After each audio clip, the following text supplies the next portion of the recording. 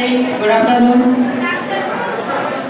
आज मेरे हमारे स्कूल लाइफ का लास्ट डे। आज मैंने ज़्यादा कुछ याद तो किया नहीं, लेकिन एक पोएट्री लिखी जो आप सबको मैं पढ़ के सुनाना चाहता हूँ।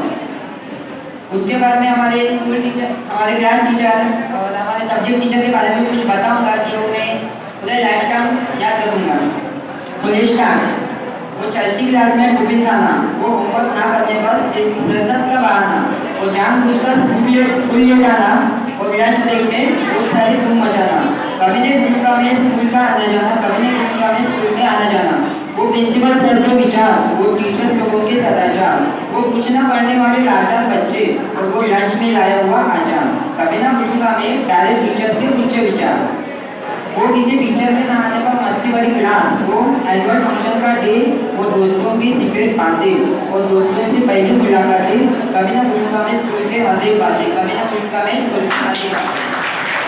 वो दूसरे दोस्तों को मनाना, वो दूसरे दोस्तों को हंसाना, वो जबरदस्ती दोस्तों का नाम बसाना, वो नई घड़ी दोस्तों को दिखाना। कभी ना भूलूंगा मैं दोस्तों को अपना टिफिन खिलाना। वो मैथ टीचर की मार, वो इंग्लिश टीचर का प्यार, वो हिंदी टीचर की कहानी, वो हिस्ट्री टीचर की बात बुलाने। कभी ना भूलूंगा मैं स्कूल, कभी ना भूलूंगा मैं स्कूल, चाहे हो जाए जिंदगी से रवानी।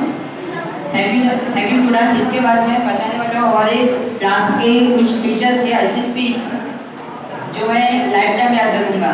जैसे कि सबसे पहले स्टार्ट करते हैं वरदराज सर जी। वरदराज सर हमारे क्लास टीचर हैं। वो रोज हमें इंग्लिश, वो हमारे क्लास टीचर है, वो तो हमें इंग्लिश ही पढ़ा देते हैं। ग्रामर टेस्ट में वो हमें कभी कुछ ऐसे क्वेश्चन देते थे जो हमको नेक्स्ट डे सॉल्व करके आना होता था। कभी कभी होता था ऐसे कि हम कभी सॉल्व ही नहीं करके आते थे। तो सर क्या कहते थे, पता है तुम लोगों को, निर्लज जाओ। ये था हमारे इंग्लिश टीचर का। अब जाते हैं हमारे साइंस टीचर के पास, जो हमारे फेवरेट टीचर बन चुके हैं। उनका तो हमने नाम भी रख दिया था सपोर्टर मशीन, जो हमेशा हमको सपोर्ट करते थे।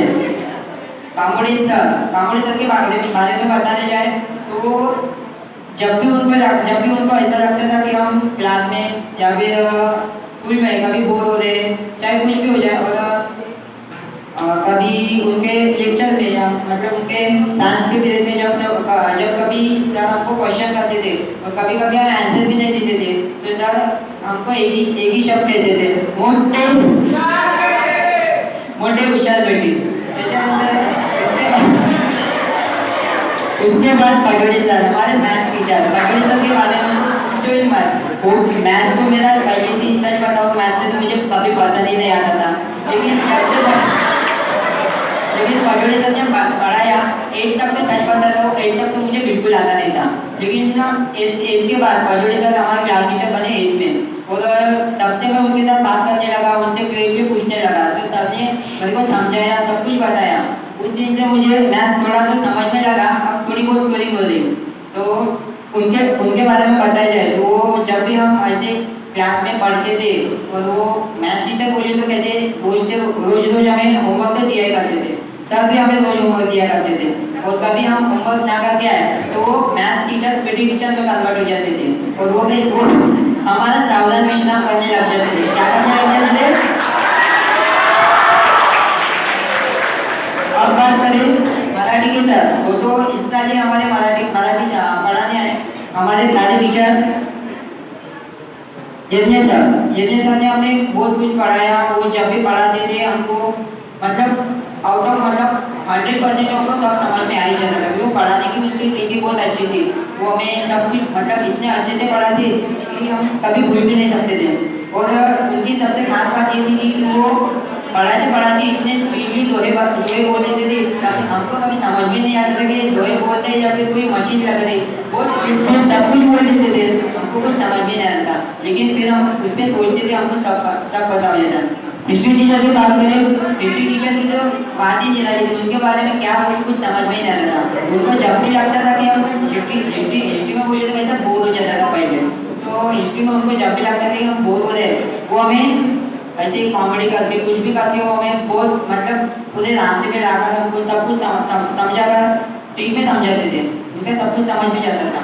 बात करें हिंदी टीचर की, हिंदी टीचर बैठे, हिंदी टीचर की बात करें वो कहीं से भी कहीं पर भी कहीं से भी प्रकट हो जाते हैं। अचानक से पीठ पे इतनी जोर से धक्का लगा देते थे, पूछो ही मत।